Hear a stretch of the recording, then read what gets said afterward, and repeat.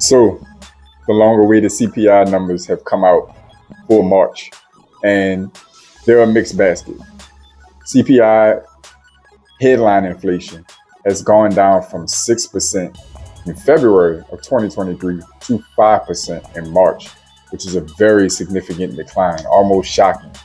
That having been said, core inflation actually rose up to 5.6%.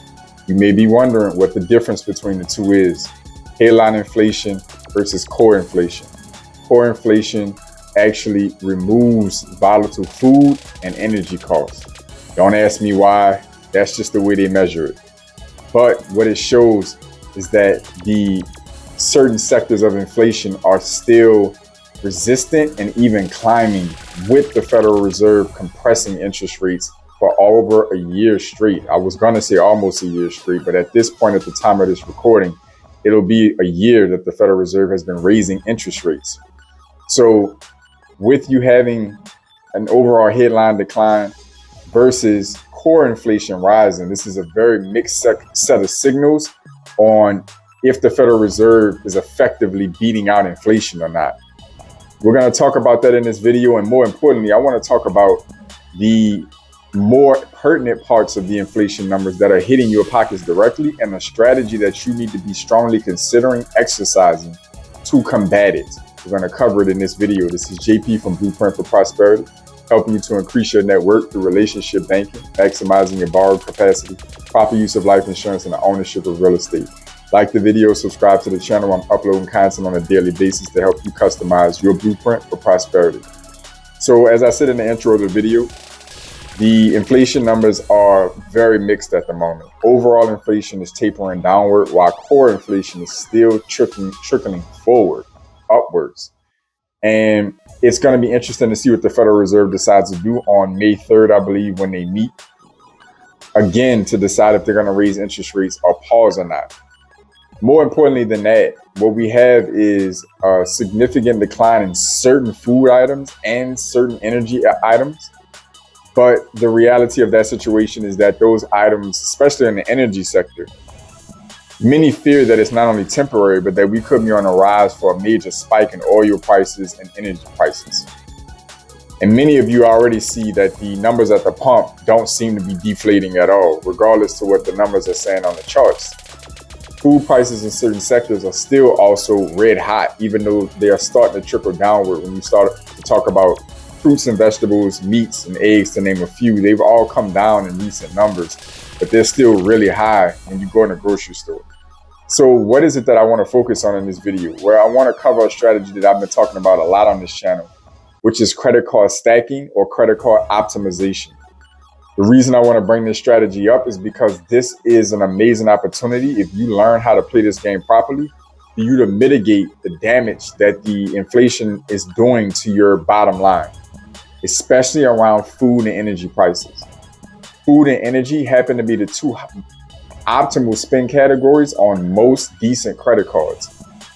Other than travel sector focused credit cards, and even some of those have great earning rewards when it comes to food and energy costs, particularly stuff like gas when I say energy costs on credit cards. But you have credit cards, cashback cards that literally have 3, 4, and 5% cash back on food, grocery, dining, and gas categories on those cards. When you put the inflation numbers together and you have, 6, 7, 8, 9, 10% inflation on these different items, but you got a credit card that can get you half of that or more back on your natural spending, while helping you to build credit, while helping you to, manage your budget better if you use it effectively, you can be earning back a significant portion of that money that's being burned out of your pocket. That's what I want to focus on in this video really briefly. All of the jargon about the numbers is important data to know, but at the end of the day, it's really all about what you're going to do about it once you have that information. The inflation situation is not going anywhere tomorrow. The Federal Reserve is pouring water on this thing, and certain parts of it seem to be burning even hotter. You have to start taking this into your own hands if you have not started already. Credit card optimization is a strategy where you start to stack credit cards strategically around the rewards points and structures, credit building, and relationship banking. The institutions that you have the strongest banking relationships with, or that you plan on starting strong banking relationships with, that offer credit cards that will give you the best return on spend in your highest categories, and obviously credit cards that fit your credit criteria at the time. Checking off these three major markers can put you in a position to stack the perfect credit card collage that will help mitigate the damage you're experiencing with inflation. If you take these 3, 4, or 5% cashback categories, combine the welcome offers that are often there on these cards, cashback cards that are giving you $150, $200, $250 out of the gate for very easy spend requirements within the first handful of months, and then an ongoing 3 or 4 or 5% on those categories indefinitely. Many of these cards not even having annual fees or having very sustainable annual fees. You could get a lot of that money back in your pocket while building your credit. This is a brilliant, simple strategy for you to combat the inflation numbers while the Federal Reserve and the government go to work on their economic policies and their market policies, so you can take this into your own hands. If you want more information about this strategy or more about it, I would love to cover more content on it specifically. Drop your questions and comments down below. Essentially, as I stated, what you're looking to do is ideally work off of institutions you have relationships with or plan to have a relationship with. If you have stellar credit, then it really doesn't matter if you're banking with them or not, or if you're working with that lender or not already. Your credit and income, if you have good credit and income, will get you in the door almost anywhere.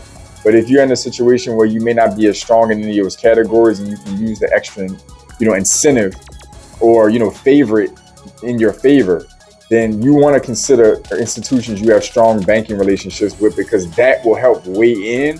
If your credit score isn't as strong or your income isn't as great, that'll help work and lean in your benefit. And you want to find credit cards that meet your highest spend categories with the best rewards and that are matched best with your credit criteria.